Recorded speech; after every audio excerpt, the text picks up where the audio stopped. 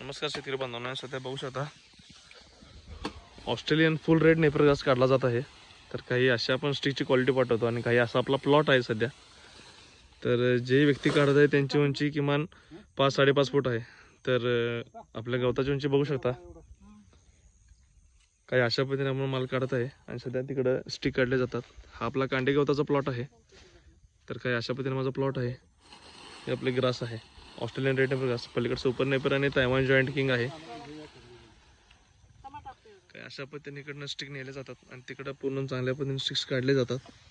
हे बघू शकता, तिथं आपलं फार्म हाऊस आहे, तिथं सगळे स्टिक्स काढले जातात।